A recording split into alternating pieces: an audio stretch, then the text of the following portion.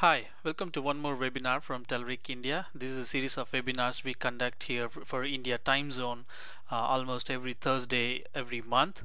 Today we're going to be looking at the topic of connecting your in-premise database to mobile apps. My name is Lohit GN. A little bit about myself. As I said, my name is Lohit GN. I work as a technical evangelist for Telerik in India. I'm also a Microsoft MVP in the area of ASP.NET and IIS. I'm also an author. I wrote a book on Windows Phone and F# last year. My official email ID is lohit.nagaraj@telerik.com. You can tweet to me at the handle Kashyapa. Some of the links that you should be knowing about: telerik.com, that's our global corporate website. Kashyapas.com is my personal site where I mostly write on ASP.NET and IIS. TelerikHelper.net is a site where me and my colleague we keep writing on Telerik things, how to do things with Telerik controls and all those things. So some of the links that you should bookmark for yourself. Today let's look at the problem that we're trying to solve. Let's assume that you're an organization and then you have a database within your system, within your organization. So basically we call this as in-premise database. And now you want to mobilize your data that you have in your database with respect to mobile apps, meaning you want to build a mobile app which can access the data that is in your organization, and you are very particular that you do not want to move your data out of your organization, meaning usually people move the hardware, like you put SQL Server on the cloud or you move your data on to the cloud. So you don't want to do that. Rather, you want the database that you have to reside within your organization, meaning in premise, but still write mobile application or develop mobile application which can connect to this particular database. So as you can see, there are two different worlds now. One is your organization, another one is a mobile app which is in somebody's hands. In the between you have the internet, so you need to see how you can bridge this particular gap between your organization and the device, and then see how you can pretty much communicate with your database and build an application and then show the data from your database in your organization onto your mobile apps.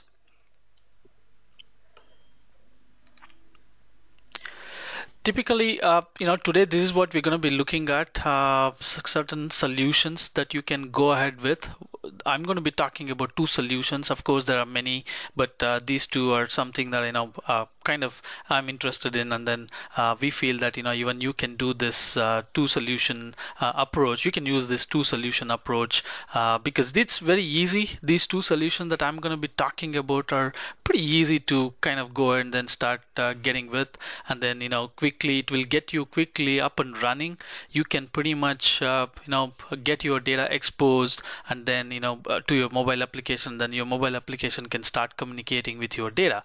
So this first solution that I'm going to be talking about in the next coming sections is ASP.NET Web API. Now I'm picking up ASP.NET Web API because I'm very familiar with ASP.NET and the Web API technology, so that's why I'm pretty much going with this route. But it doesn't mean that this cannot be done with other technology.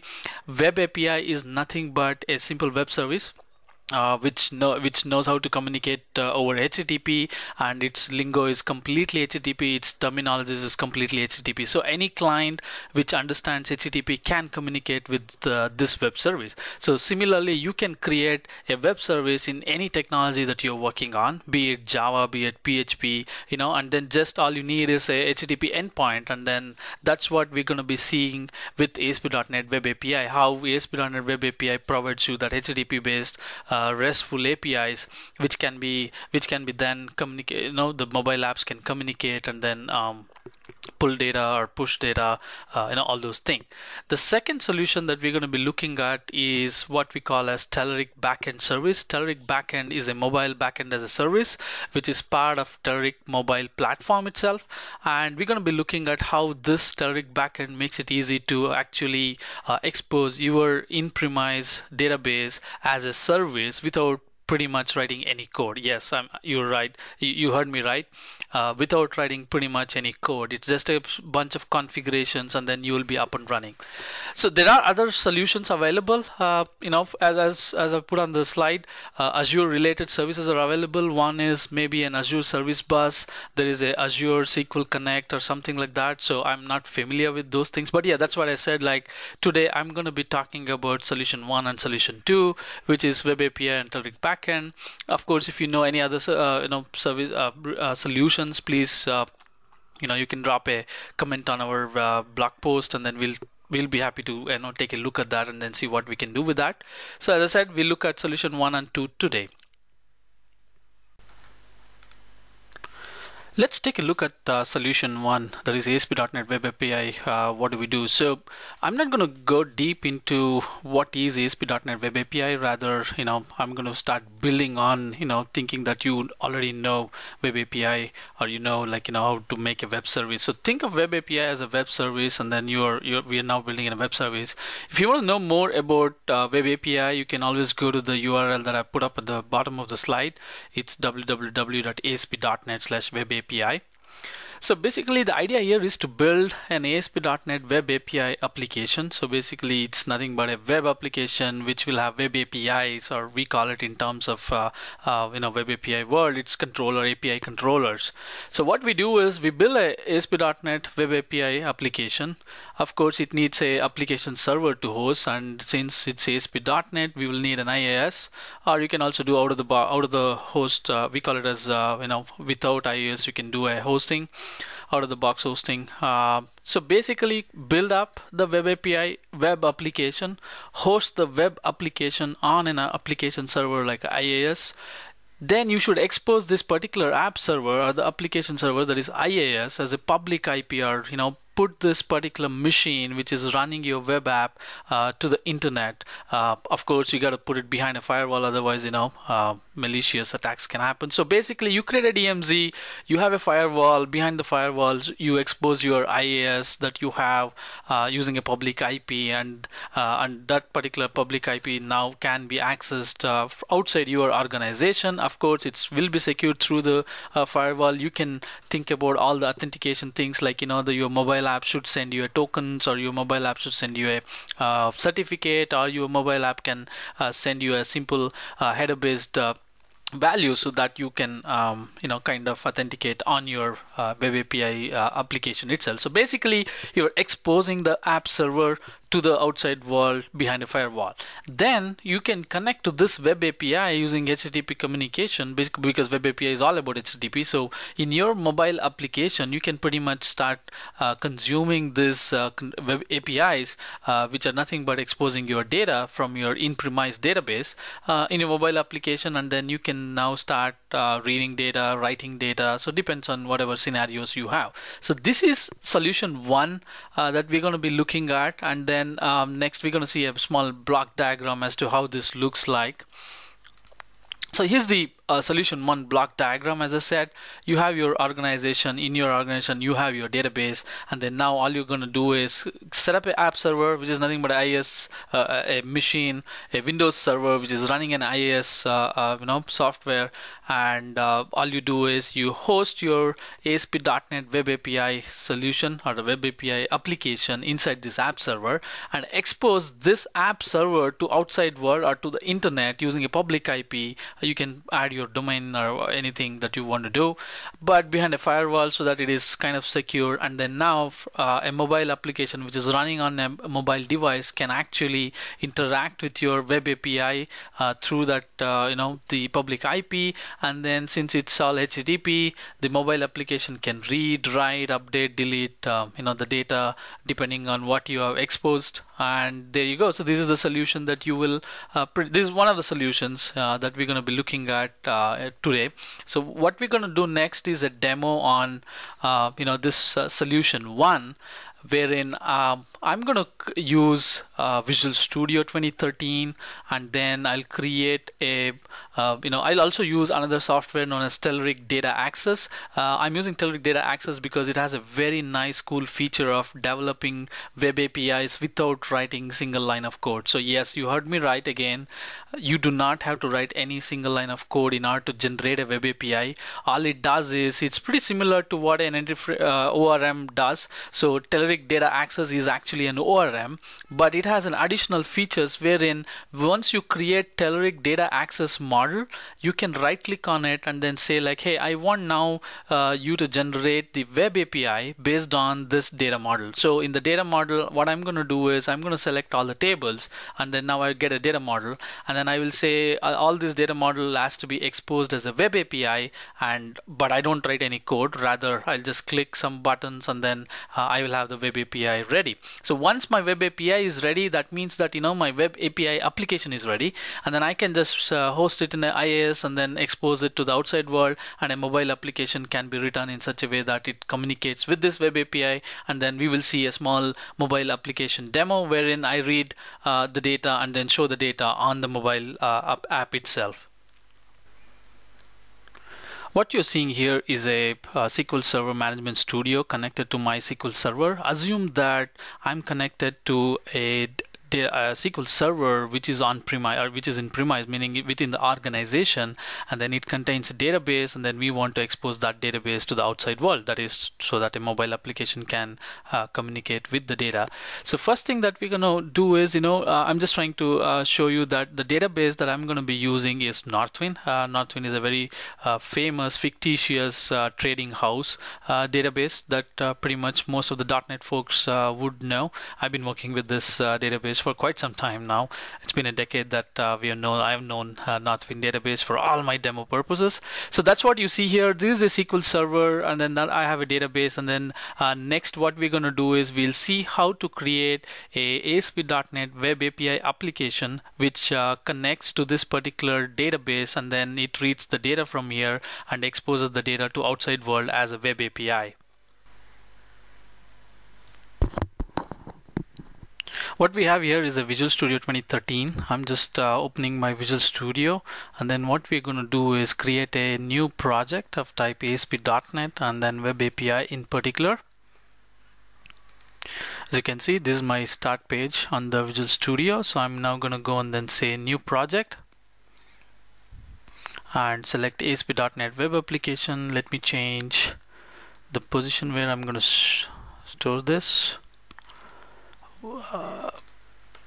Work, webinars, video demo, and I'm going to call this as Northwind Services. So basically idea is to create a web API, that's a web services for our Northwind database that we saw. So as you can see here, it gives me a select template. So I'm going to say like, I want web API. So, and by default the MVC is selected. So that's how this technology works. So at this moment I'm not going to have any authentication as such. The focus here is not to talk about that, rather to just say how to expose it. Of course you can put any sort of authentication on top of your web API like OAuth or a token or a certificate even, so all those things. So I'm going to select web API and say okay. Now Visual Studio is going to go ahead and then create a project for me. In the meantime, what I will do is I'm going to talk about a software that I've already installed. So basically what I've done is I've downloaded one of the ORMs that we have here in Telerik. It's a free to use, no commercials attached. It's known as Telerik Data Access. And if I go here and then click on products, you will see reporting and data access. Under that we have the data access. So I've already gone ahead and installed data access in my system. Data access is nothing but a ORM. And you can see all the features here. You can do a mapping and model creation, data access profiling, flexible code generation, support for multiple databases, all UI platforms and web services. We also have the Visual Studio integration, powerful runtime capabilities, and then it has a unique Fluent API capabilities to do things. And of course it's optimized for performance. So you can freely download. As you can see here, click on this and then it's going to get downloaded onto your system. Now let me get back to my Visual Studio. So as you can see, let me bring up my Solution Explorer. This is the typical ASP.NET MVC app structure. You have the controllers folder. By default, it has already created a values controller. It's an API controller. We're not going to use that. And by default, it will have the models and then the views folder. And then it has already created a home indexed view. So let me build this project. Let me go to build, rebuild solution. So the first thing that I'm going to do now is, the rebuild is succeeded. So first thing that I'm going to do is right click on models folder, and then I'm going to say add new item. So in the new item dialog, I'm going to search for Telerik. And you will see like I have this Telerik data access domain model. So I will say Northwind context. And I'm going to say add. So what this is doing is it's going to prepare a conceptual model from the database, and then we'll go through this wizard, the domain model wizard as we have. So I'm going to say populate from database, and I'm named it as Northwind context. And then it's saying like, choose a connection. So since I don't have anything in this project, I'm going to select this new project. Let me pick my server name. It's LoadDB server, and then the database that I want is Northwind, and I'm going to do a test connection. So the test connection has succeeded. Click on OK, and it will pick up that particular connection. As you can see, the connection string is shown here, and this is the connection string name that will be put in the web.config. Let me go next. And I'm going to pick up only the tables for this demo. It allows to pick up any views, stored procedure, and all those things. But just for this demo, I'm going to pick up tables and then take all the tables that are there. There are certain other functionalities that you can expect here, like use schema names for namespaces. So it's going to use DBO categories like DBO as the namespace. You can also create separate diagrams per schema. If you had multiple schemas in your database, so what the conceptual model will do is it will create separate diagrams for the based on the schema itself. So I'm going to leave the defaults as is. Click on next. Again, we give you certain other flexible options, like you can add a prefix, suffix. If there is already a prefix, you can remove it.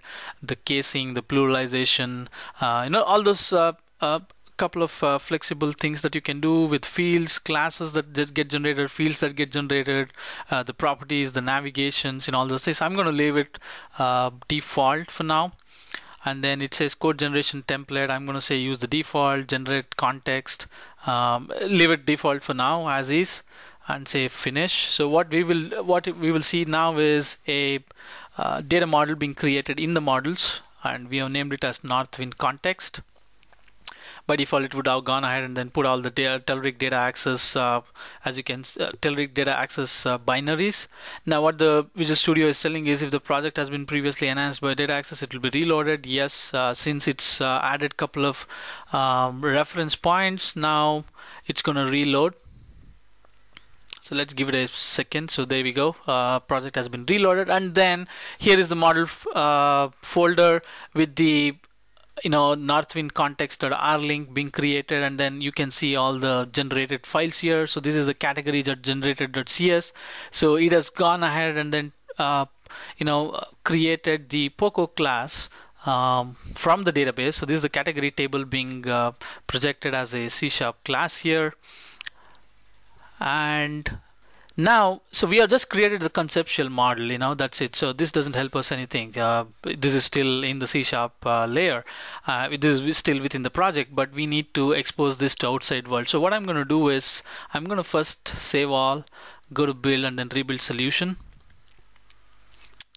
So the rebuild is success.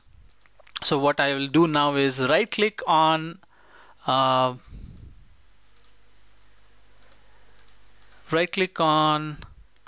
the rlink file, that is the Telerik domain access model, and then if you see here in the menu options, in the context menu, we have an option which says add Telerik data access service. So I'm going to click on that.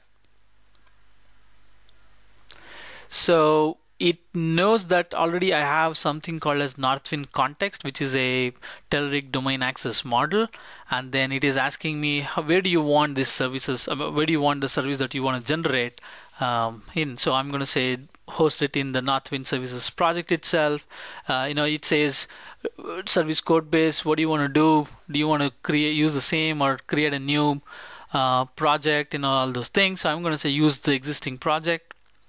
So this is the interesting stuff that I want to point out to everybody. So if you see here, just with one model object, we allow you to create ASP.NET Web API or a WCF plain service, WCF data service v3, OData v3, WCF data service OData v1, RESTful collection service, or an Atom Pub service. So you do not have to write any code to create service. By default, it looks at the model classes that are there in the Telerik domain access model, and then it will generate the Web API out of the box. So now I'm selected Web API, so I'm going to say next. So it will automatically go ahead. So it's asking me what do you want to do with each of these entities. Do you want to create full CRUD, or do you want to, by default it will be creating a read, and I have this option of saying like, okay, I don't want somebody to insert, or I don't want somebody to update, or I don't want somebody to delete. I can control that. So for now I'm going to leave the default as is. Go ahead with the service creation. So this is a summary where we show like color coded things saying like, hey, whatever you see in green, that will be added. Whatever you see in blue, that's going to be modified. If there was any files that was removed, so it's going to show it as a red color. So these are the things that it will do. It will generate all these controller classes. So these are the Web API controller classes, and I'm going to say finish.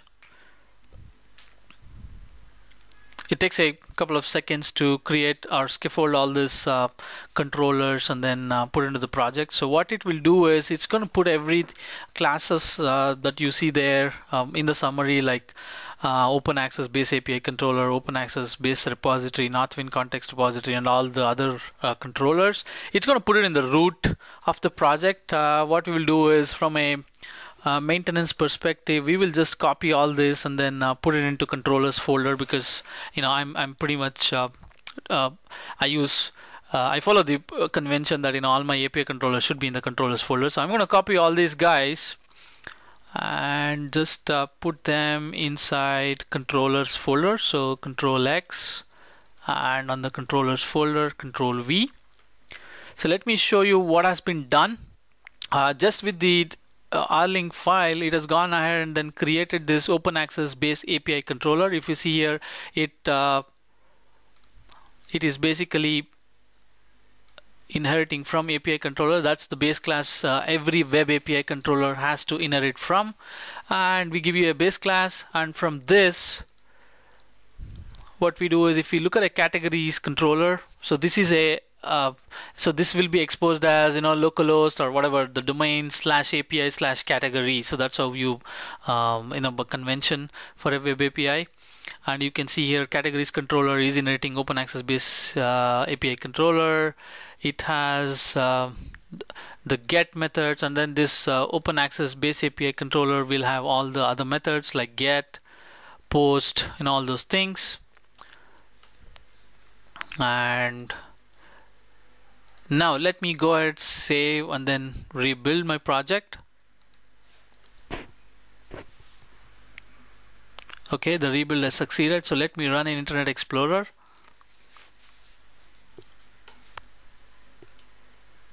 What you're going to see now is the default home view that's going to come up as part of the MVC bits.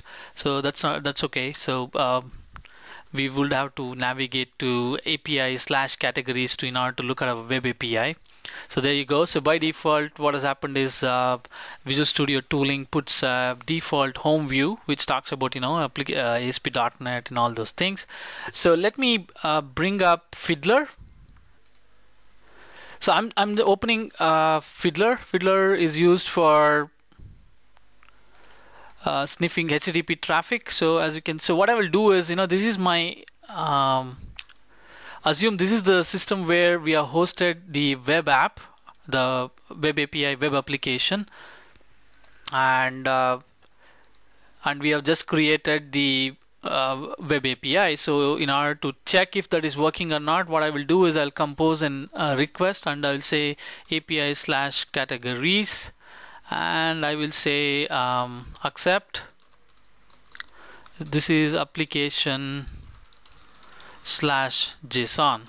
So now I'm going to say execute, and here see it's executing and it says 200. So let me double click on that, and there you go. So it has now gone ahead and then executed that particular request, which is localhost slash API slash categories, and then I've retrieved the data as a JSON format. If you see here, I am getting all the categories in the database as a JSON. If you look at the headers, this is what it is. So let's look at the raw.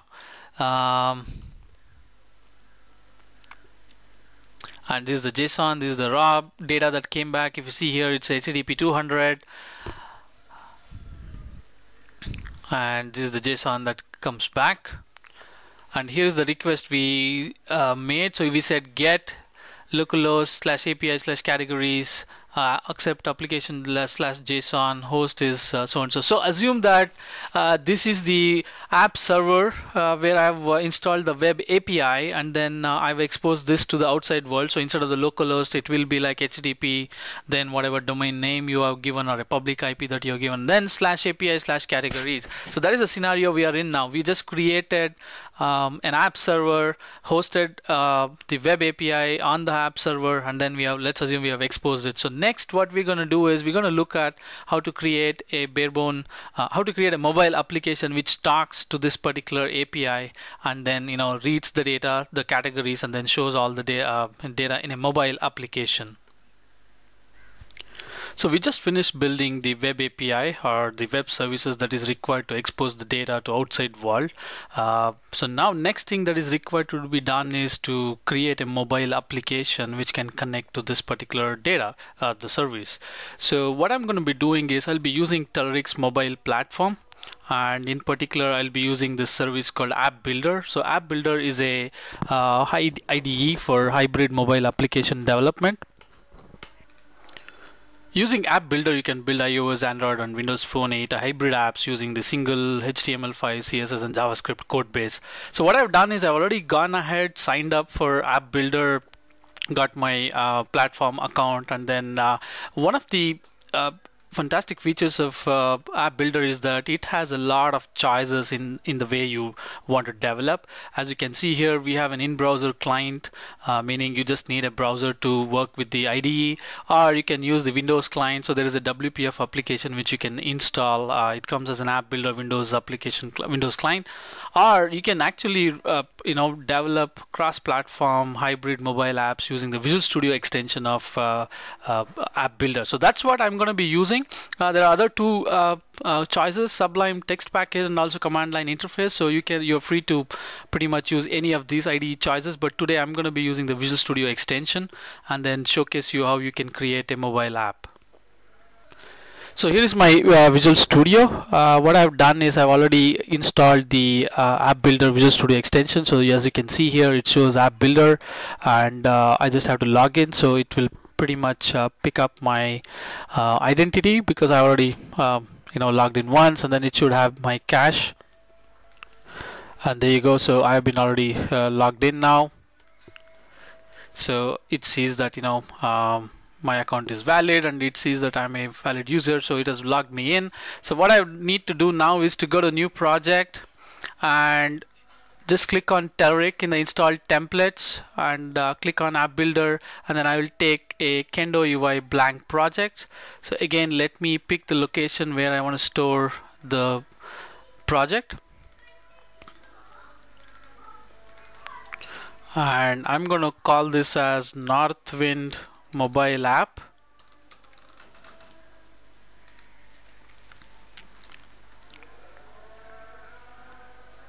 So it's going to go ahead and then create a mobile application project. It's basically a hybrid mobile app project. As you can see here, it's already created a structure for me. So the structure is very simple. It has certain app resources like for Android, all the other things for the iOS. for WP8, the Windows Phone 8, and also it packs in the Kendo folder, and then here is the Kendo mobile JavaScript file. Kendo mobile relies on jQuery, so jQuery is already packed in. And if you look at the styles, so I have the Kendo mobile style sheet that is required. So Kendo requires only these two, so the jQuery, the mobile JavaScript file, and then the mobile style sheet file. And of course, we work very well with Cordova, so we have the Cordova.js also packed in here. And then this is the index.html where I'll be writing all my screens.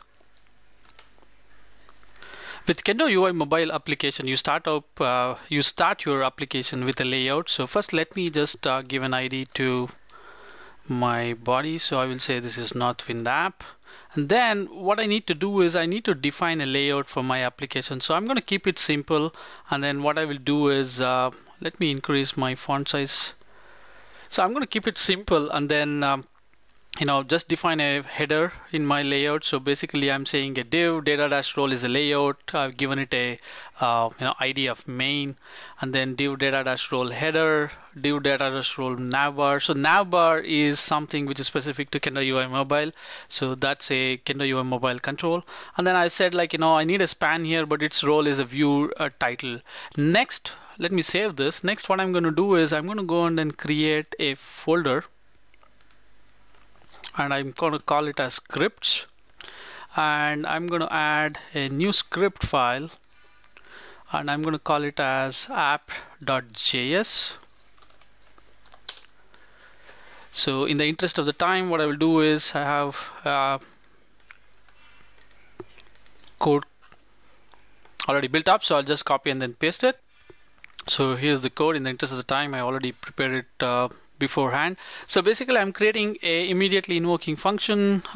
It's now the scope is at the window level, so I have a mobile app on device ready. I'm listening to the on device ready, so if I have to handle any device ready handlers, I'll put it here.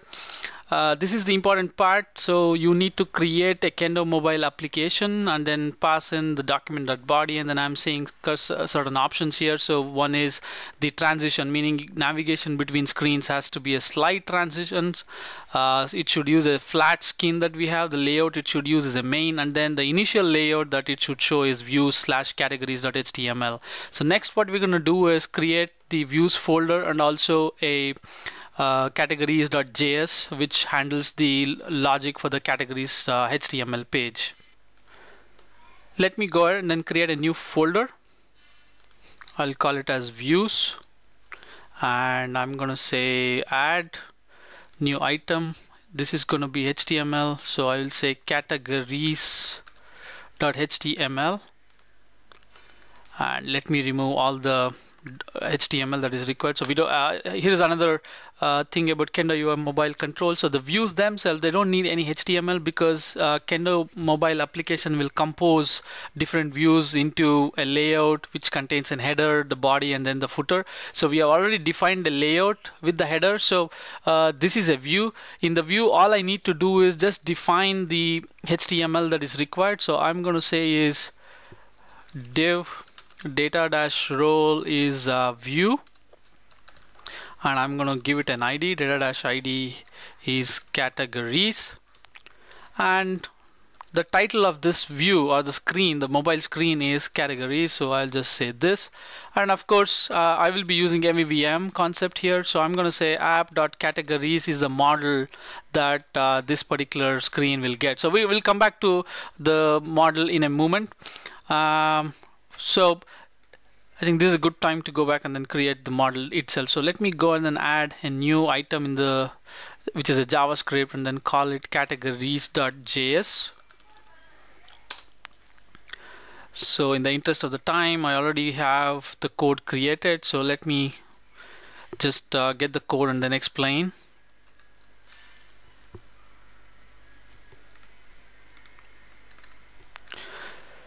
So what I'm doing here is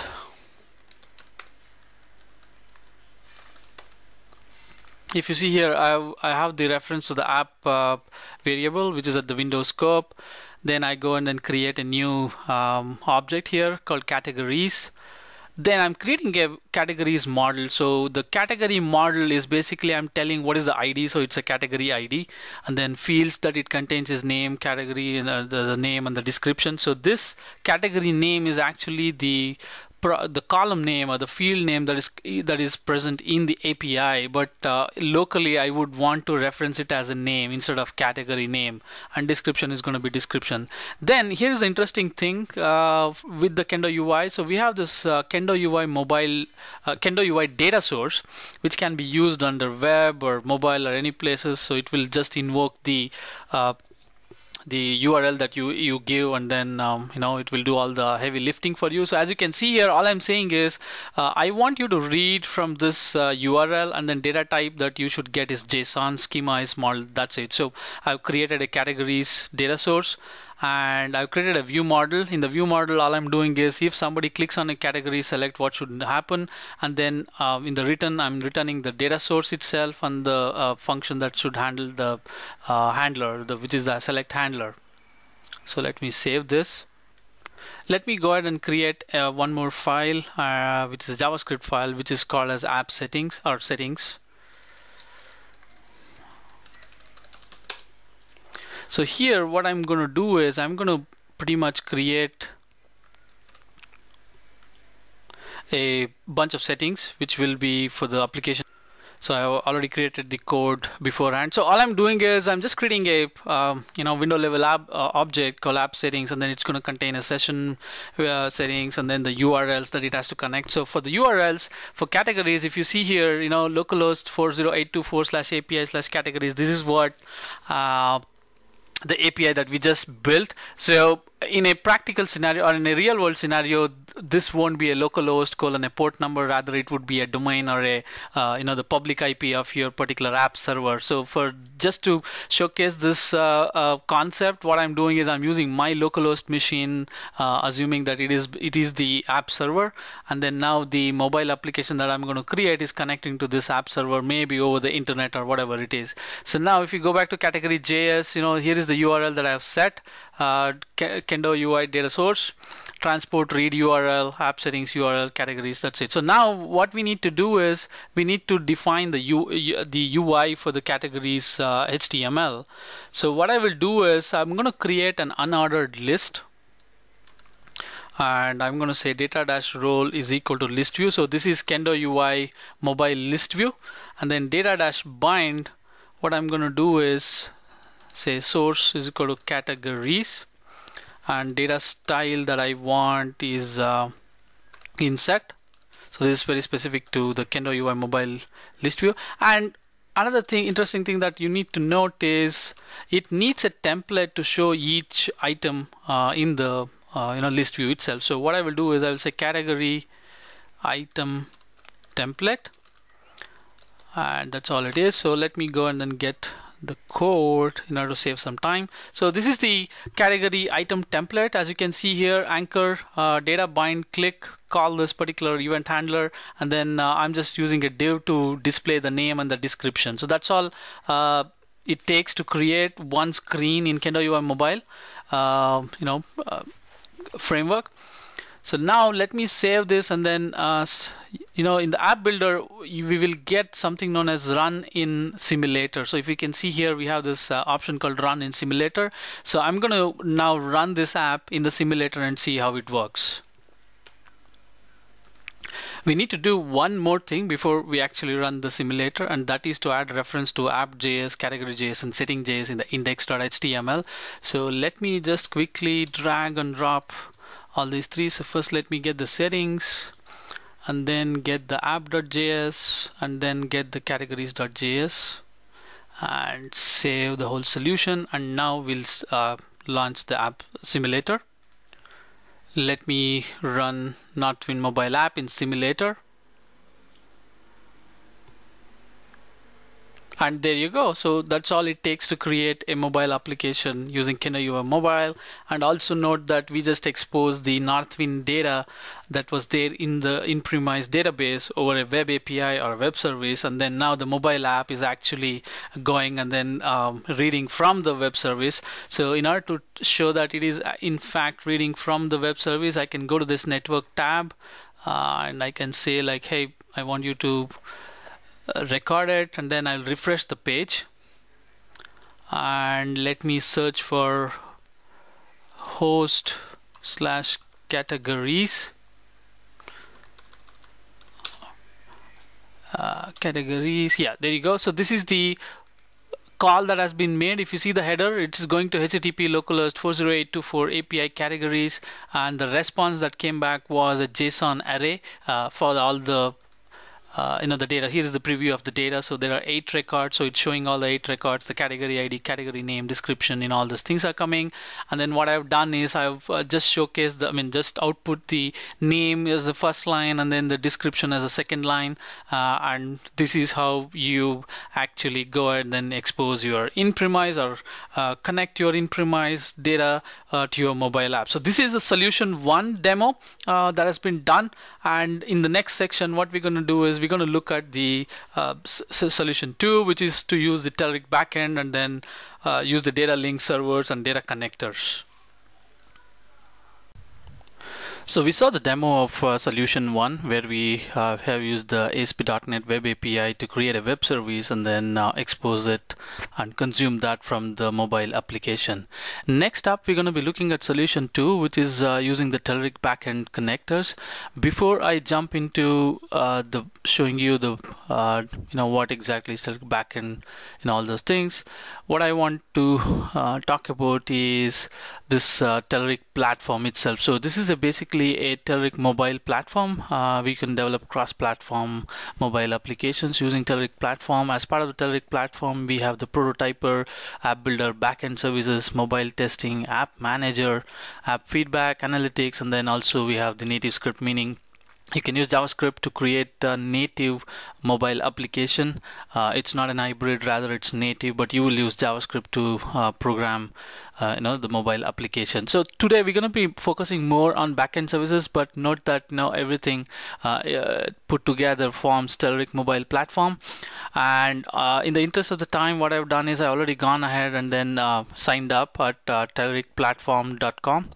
So you just have to go to platform.telerik.com and then sign up, and then you'll be ready to follow whatever I do next. So this is Telerik mobile platform, and then backend services is our mobile backend as a service. So we're going to be looking at Telerik backend today in detail.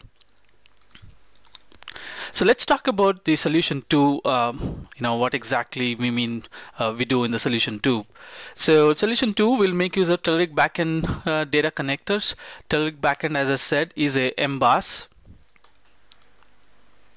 So being a MBAS, that is mobile backend as a service, typically whatever backend as a service provides, we provide those things. For example, you can create your own custom types. You can by default, out of the box, we give you users, files, and roles, so you do not have to do anything to maintain a user, maintain a role, or maintain the files. We already have it covered. So backend is basically a set of cloud-based services that will enable developers to build and manage mobile apps in a faster, easier, and more scalable way. It can greatly speed up the development process by providing you app with data storage, user management, and server code execution, as I already said. So basically, as part of the mobile backend as a service, what we do is we give you some things known as data connectors. So we have data connectors for SQL Server, Oracle, mySQL, PostgreSQL. So basically what you are supposed to do is to install what we call as a DataLink Server. So we have a package for DataLink Server. So we have written an application which will reside within your organization, pretty similar to what we did as a ASP.NET Web API. Instead of that, we give you a ready-made package. All you need to do is host this on an IaaS in an app server pretty close to your database within your organization, and just expose that particular app server to the outside world, pretty similar to what we did in the ASP.NET Web API solution. So this, you will put it on an application server close to the database. You will then come to Telerik backend, create data connector types on Telerik backend. You will create a data connector to your you'll first create a data connector and you will provide the information about your DataLink server to the connector. Then just go to backend and then create types. We call it as data connector types in Telerik backend. And then as soon as you create a type, which is nothing but reading from your on-premise database and then just saying, hey, these are the columns that I see in your table, so which columns do you want to expose, and then you click on save. Telerik backend will create the REST endpoint as soon as you click the save button. So that's what I said, without writing any code. So we will take care of everything, and then all that is left in the mobile application is to just consume the data through the REST API. So as a further section, what we will do is we'll take a look at what is data connector, what is DataLink server, and also what we will do is the same mobile application that we did a couple of minutes ago. We'll use the same application, and then you will see how easy it is to change the data source from ASP.NET Web API to a Telerik backend service. So here's a block diagram of solution 2. It's pretty similar to what we saw in the solution 1, but the chain that you see here is instead in the app server, instead of in ASP.NET Web API solution, we will be having our DataLink server hosted within the IaaS. So we're going to be looking at how to create a DataLink server, and then of course within the organization you have the database and then the DataLink server, and which is exposed to outside world as a public IP behind a firewall. Then you have the Telerik backend. Backend will create a data connector to your DataLink server, and as soon as the connector is created and the connector types are created, basically a table is created in backend. The backend will give you the REST endpoints, and the mobile application just can communicate with the REST endpoints and then consume data and then do the communication. Let's understand what exact is data connector in Telerik backends. So basically, data connectors are a feature within the Telerik backend which allows you to expose data in the cloud. So data is directly exposed. This is not a one-time data transfer from your premise to Telerik cloud, or it is not even a periodic sync. Instead, it continues to live in your store, but the Telerik backend will expose the data to in the cloud. So using the concept of we'll create we talked about DataLink server. So DataLink server acts as a relay.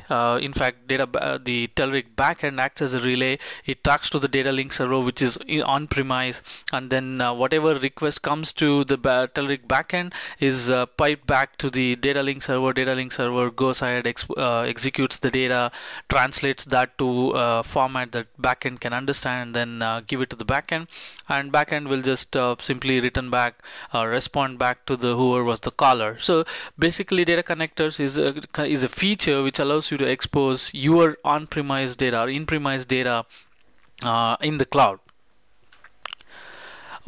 Another concept that we need to be aware is data connector types. So basically, the way Telerik backend works is, as the name says, is a backend. So it's like a data store. So you need to have certain tables. In terms of Telerik platform terminologies, we call them as types. So basically, you create a table or a type, and there is a specific type that you will create, and it's known as data connector types. So you create the types in backend which are read from your data store. Backend service will create a REST endpoint for accessing the data from this type and from this table. The request is automatically piped to your data store, and DataLink will help in translating the data. Some of the supported stores for data connectors are Microsoft SQL Server, mySQL, Oracle, and PostgreSQL. So next, let's see what a DataLink server is all about. So the data connector needs DataLink server close to your data store. So DataLink server is nothing but an IaaS application. It sits in your premise, very close to your data base or a data store that you have.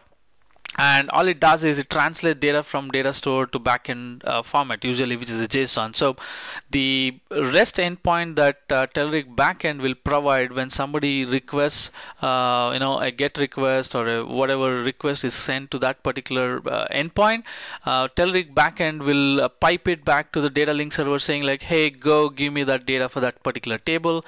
DataLink server executes the query, whatever that needs to be executed, gets the data data in a tabular format or whatever format the data store will give, and convert that into something that Telerik backend can understand, or backend can respond back to the caller. Usually it's in a JSON format. And as I said, DataLink Server is nothing but it's an IaaS application. So next, let's see a demo of setting up a DataLink Server within your premise.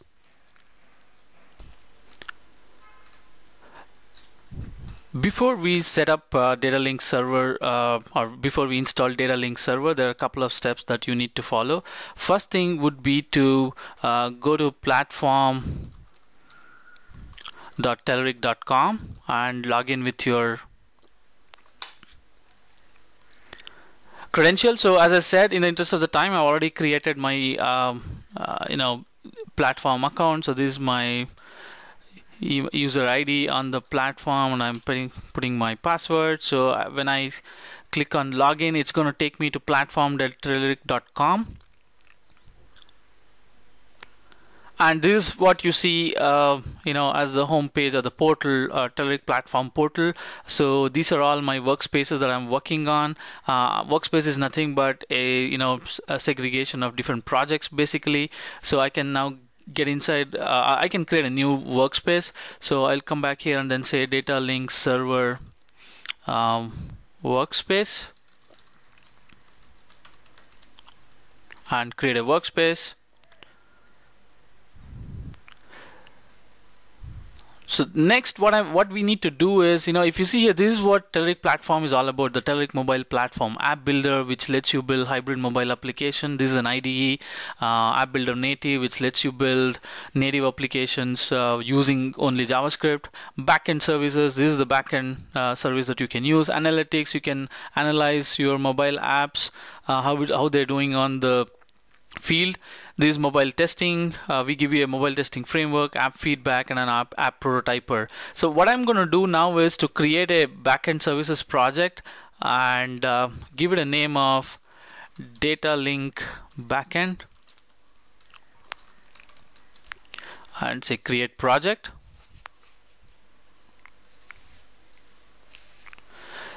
So what you're going to see now is the Telerik backend portal. So this is how the portal looks like, and each application that you create, each project that you create as part of the Telerik backend is going to have an API key. So we will need this, or this is the way we kind of identify each request to be a valid request or not. So your client would have to send us this API key.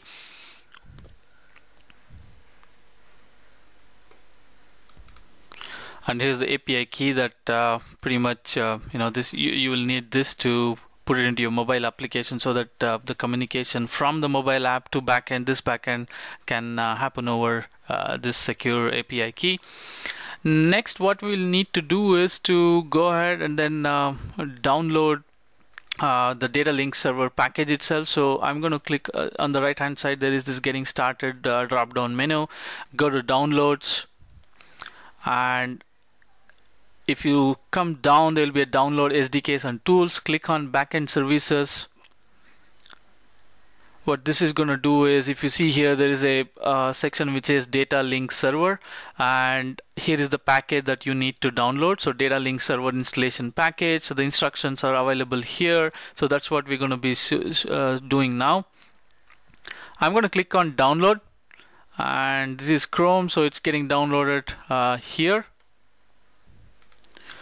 So my download is done. So now let me go to show in folder. So this is the folder where it has been downloaded. So this is the Telerik DataLink Server.zip. So we'll come back to this. Next, what we need to do is assume this is the app server where we would like to put the DataLink Server. So this is the Internet Information Services Manager, or IaaS Manager. So what we will need to do here is create a new website. So I'm going to say add website, and for the site name you can just say DataLink Server or DataLink website, whatever you want to name it. And then the physical path, it would need a physical path. So what I will do is I'll go to workspace web, and I'll create a new where I say DataLink website. and I'm going to give that as a physical path, and here just give it as is, but set a port completely different, and I don't have a host name at this moment, but as you can see, you can put any host name, NAT it to your IP, and then you can do pretty much whatever you want to do with your domain name. But for now, assume that this is the app server in my premises, which will be exposed to the outside world. So what I'm doing is I'm creating a new website, gave it a name, and then gave it a physical path. The binding is HTTP, all unassigned addresses, and then the port that it's going to listen on is 9090. The host name, I've just kept it as star now because I don't have any domain names as such now.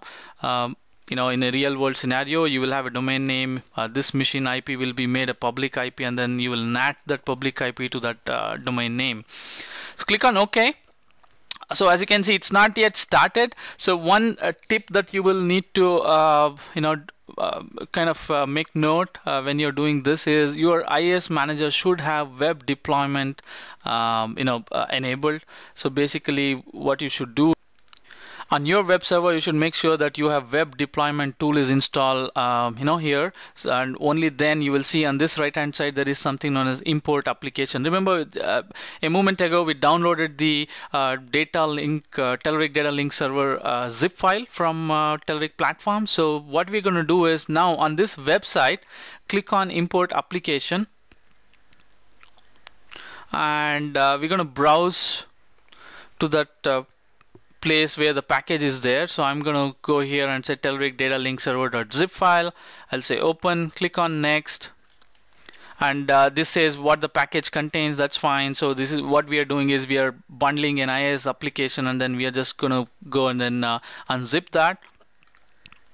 And I would suggest to leave this so that your DataLink server works on the root that is HTTP : your domain name will be a DataLink website.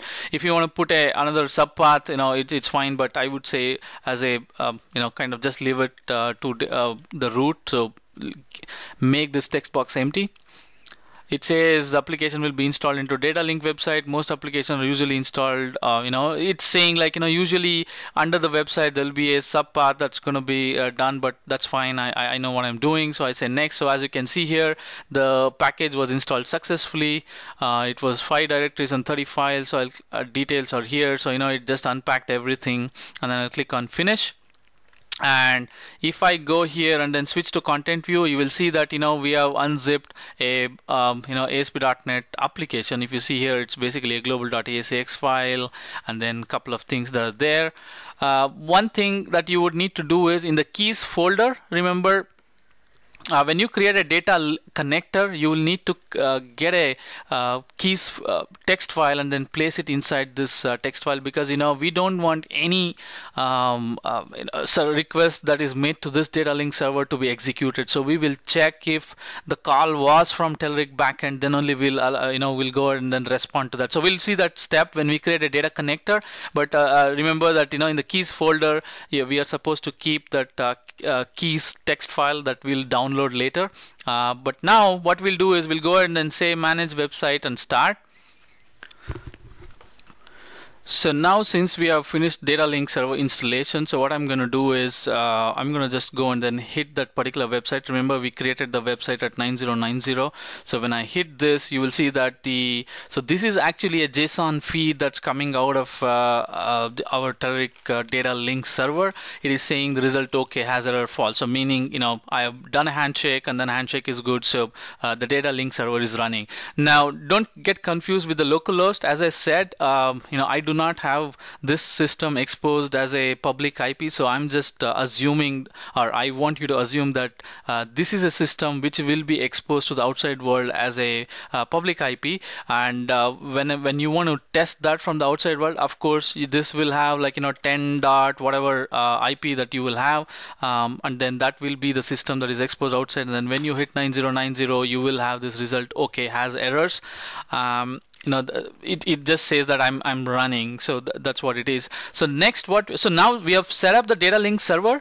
Next thing that we need to do is to go to our Telerik backend, to our project DataLink backend, and then set up the connector itself. So for now, for setting up connector, what I will do is within Telerik domain, that is within our organization, we already have a test server available. So I'll be making use of that test server IP instead of the localhost, because if I say localhost, this is our Telerik cloud, and the cloud cannot reach a localhost because when I say localhost, my laptop now is not exposed to the outside world. So I'll be using that IP which already has been configured in our organization, and we use that as a test DataLink server, so our backend can actually reach that DataLink server, because it already has that public IP. Everything has been done. Our IT has exposed it to the outside world.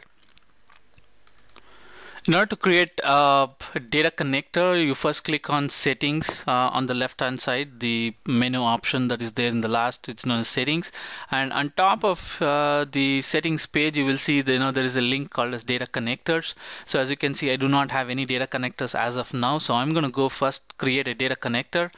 It says use existing DataLink server or set up a new DataLink server, so I'm going to say set up a new, or we already done the DataLink server. So basically, if you haven't done a DataLink server setup, so it kind of gives you the package here and then installation instruction and do the same things. But we have already done that, so I'm going to say use existing DataLink server. Click on next. So you need to give a connector a name. So I'm going to say this is a Northwind connector, and it is a Microsoft SQL Server. As I said, we allow you to connect to any of the 4 things. So, but this is a Microsoft SQL Server, and this is where I said like I'll be using a test server that is already available on our organization domain.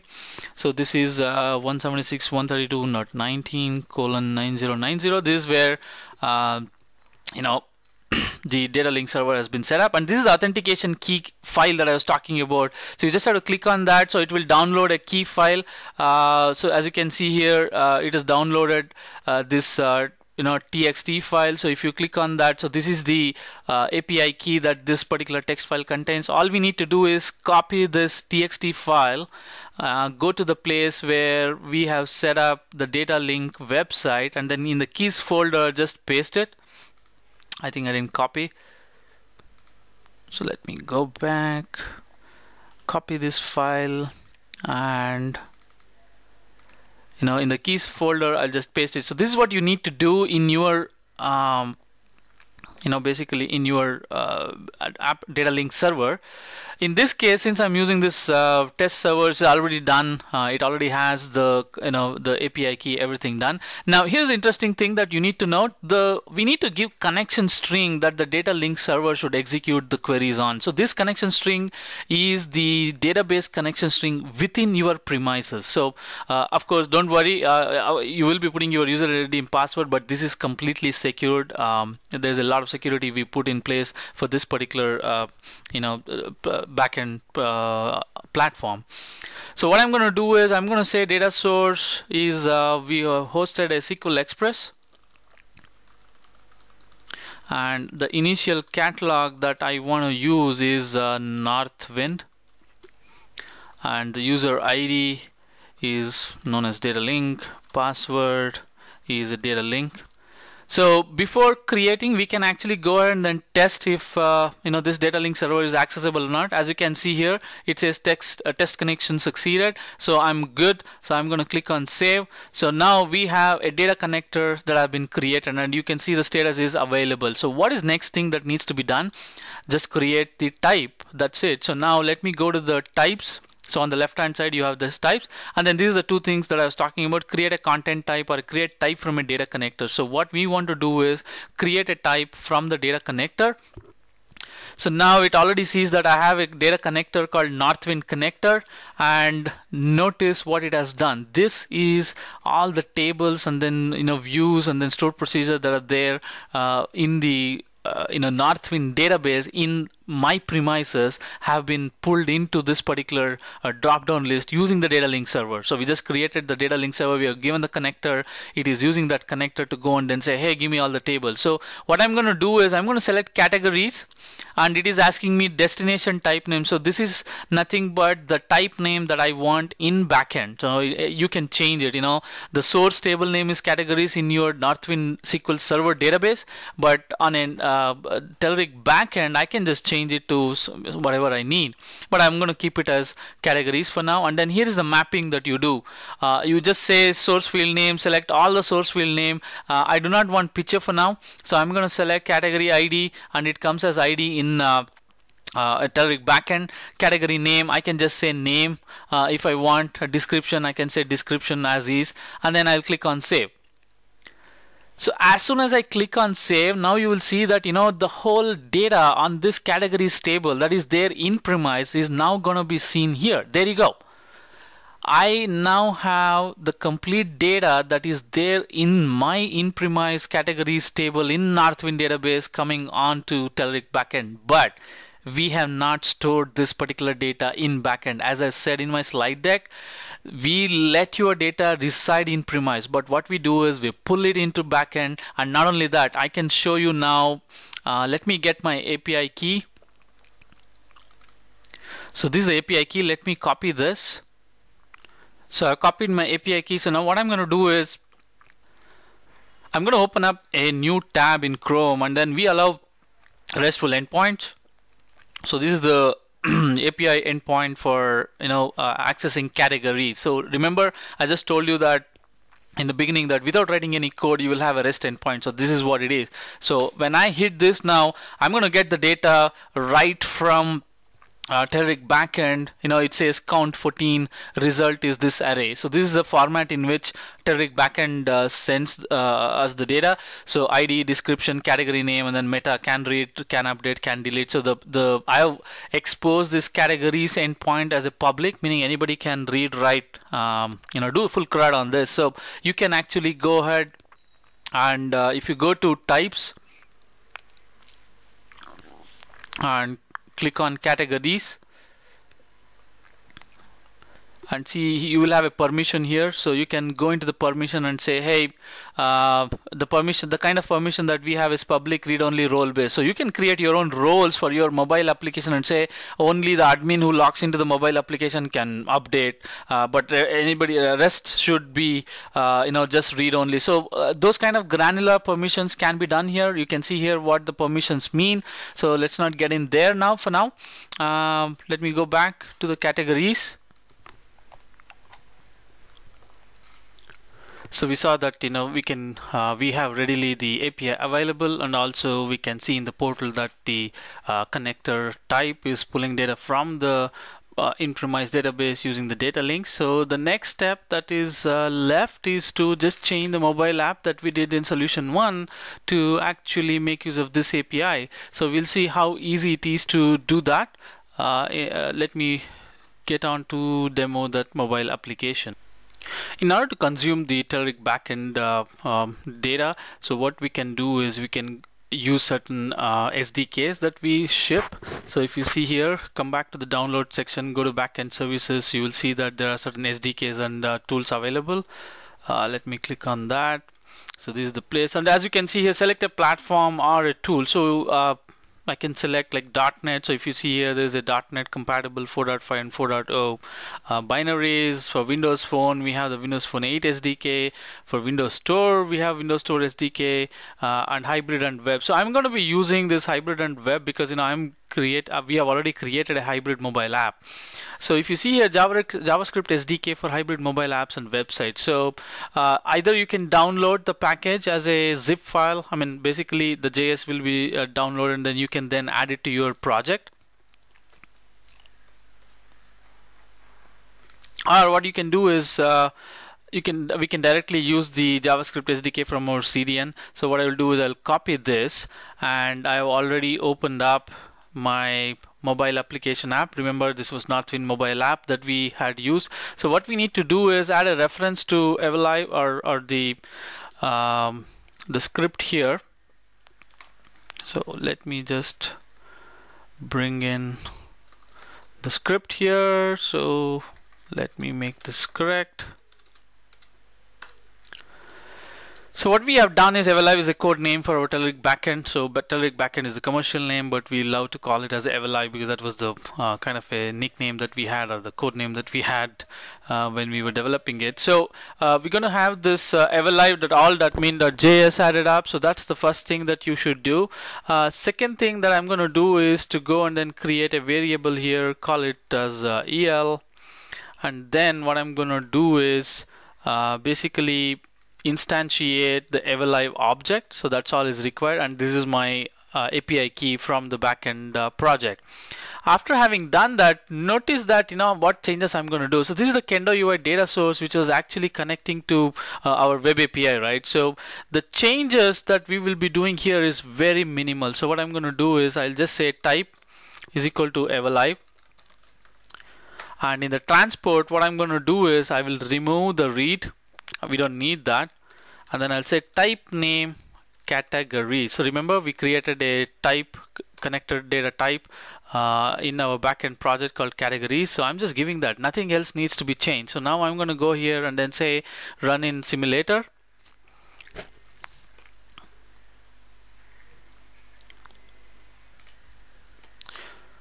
So as you can see here, it has let me reload it. So if you see here, we have gone ahead and then got the data. So this is all the categories that are coming. So if you think that it's not coming from our backend, so let me refresh this page, and I'll go to here and then say search for categories. And where is it?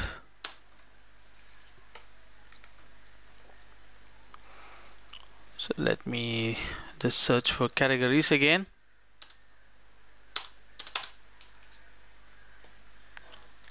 So here is the call to the categories on our backend. So if you see here, let me look at the headers.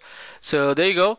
It has gone ahead and then pinged our api.everlive.com v1. Here is my API key, and then categories, and then the data that's coming back is 14. So here is the result. So this way, what we have done is, this is the solution 2. Basically what we did was created a DataLink server, kept it close to the in-premise database, exposed the DataLink server to public through the public IP so that somebody can ping it, and we then used the Telerik backend service to basically create a backend project. And in the backend project, what we created was create a data connector, connect to the DataLink server, then create a data connector type. Once we created a data connector type, the Telerik backend services gave us an API, and then now without much any changes to the mobile app, now I'm able to connect to the Telerik backend services. And then if you look at the whole process, I hardly wrote any code in terms of the REST endpoints.